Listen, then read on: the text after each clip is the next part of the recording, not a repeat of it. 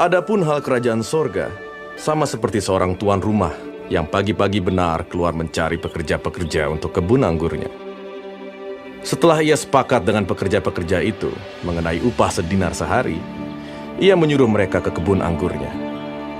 Kira-kira pukul 9 pagi ia keluar pula, dan dilihatnya ada lagi orang-orang lain menganggur di pasar. Katanya kepada mereka, "Pergi jugalah kamu ke kebun anggurku, dan apa yang pantas akan kuberikan kepadamu." Dan mereka pun pergi.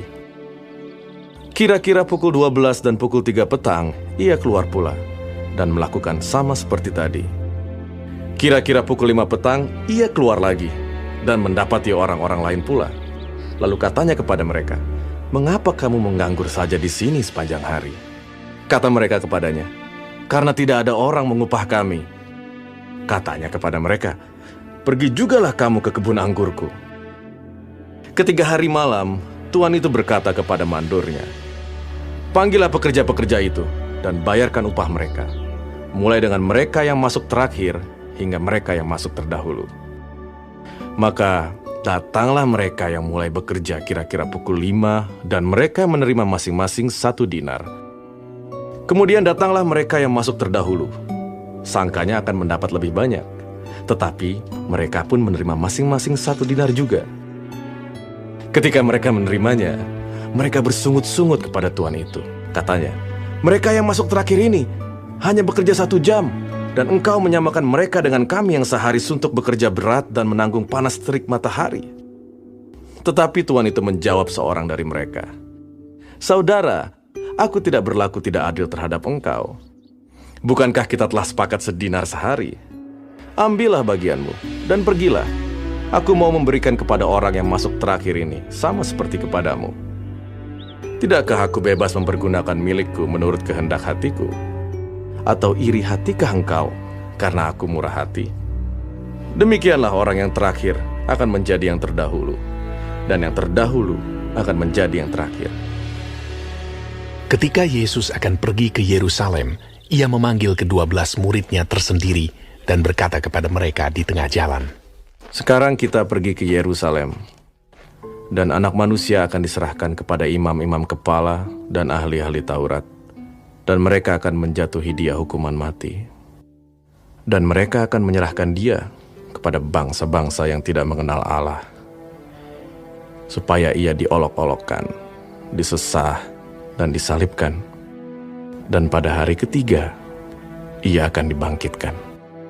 Maka datanglah ibu anak-anak Zebedeus serta anak-anaknya itu kepada Yesus, lalu sujud di hadapannya untuk meminta sesuatu kepadanya.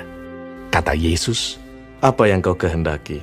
Jawabnya, "Berilah perintah, supaya kedua anakku ini boleh duduk kelak di dalam kerajaanmu, yang seorang di sebelah kananmu, dan yang seorang lagi di sebelah kirimu." Tetapi Yesus menjawab, katanya, "Kamu tidak tahu apa yang kamu minta. Dapatkah kamu meminum cawan yang harus kuminum?" Kata mereka kepadanya, "Kami dapat." Yesus berkata kepada mereka, "Cawanku memang akan kamu minum, tetapi hal duduk di sebelah kananku atau di sebelah kiriku, aku tidak berhak memberikannya. Itu akan diberikan kepada orang-orang bagi siapa Bapakku telah menyediakannya." Mendengar itu, marahlah ke-10 murid yang lain kepada kedua saudara itu. Tetapi Yesus memanggil mereka, lalu berkata, "Kamu tahu bahwa pemerintah-pemerintah bangsa-bangsa memerintah rakyatnya dengan tangan besi, dan pembesar-pembesar menjalankan kuasanya dengan keras atas mereka. Tidaklah demikian di antara kamu. Barang siapa ingin menjadi besar di antara kamu, hendaklah ia menjadi pelayanmu.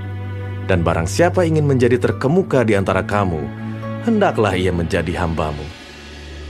Sama seperti Anak Manusia, datang bukan untuk dilayani, melainkan untuk melayani, dan untuk memberikan nyawanya menjadi tebusan bagi banyak orang."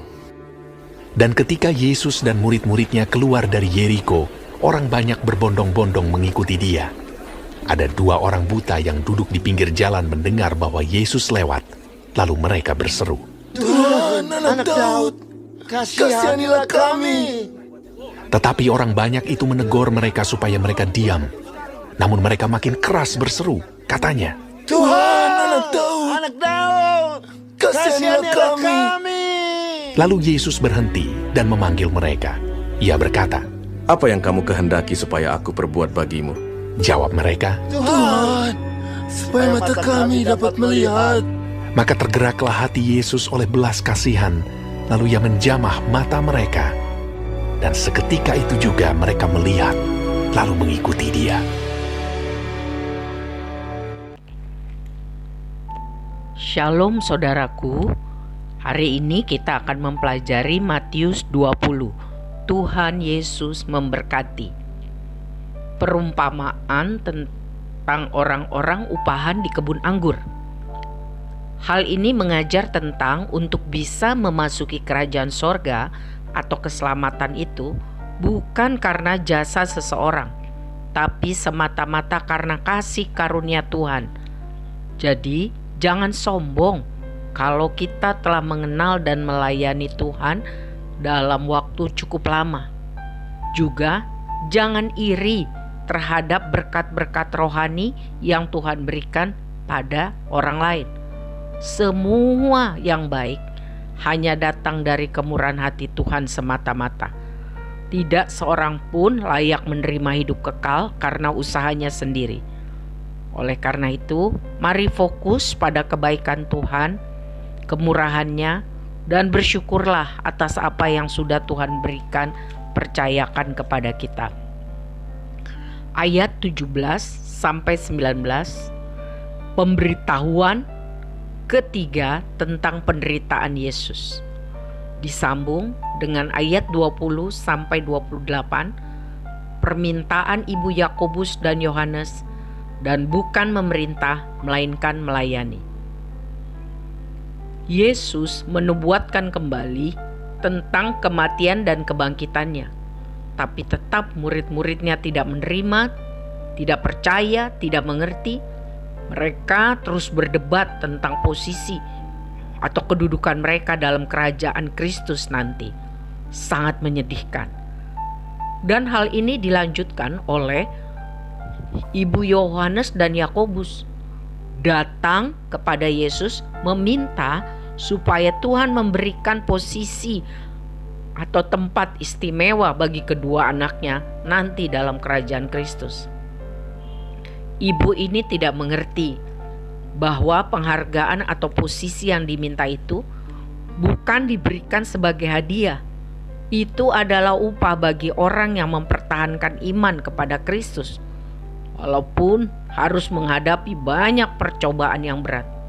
Murid-murid yang lain mendengar itu menjadi marah dan kesal, karena mereka juga berambisi untuk hal tersebut.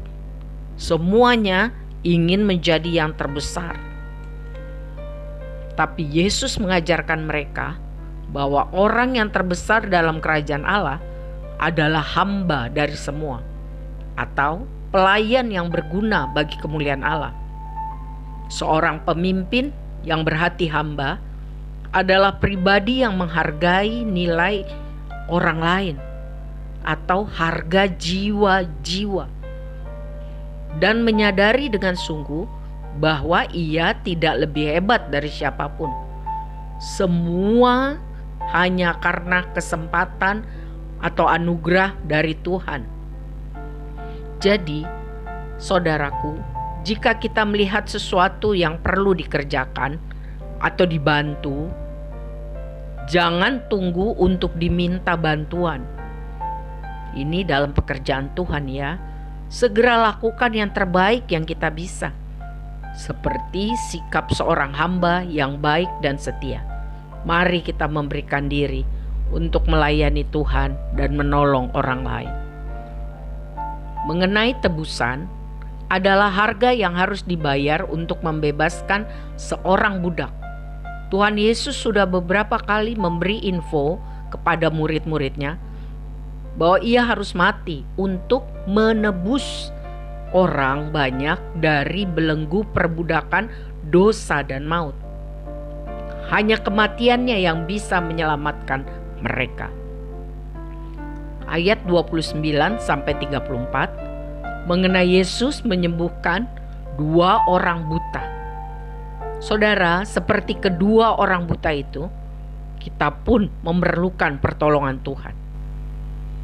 Karena itu datanglah kepadanya dalam doa, disertai iman, sebab tidak ada yang mustahil bagi Tuhan. Kiranya saudara semua diberkati. Amin.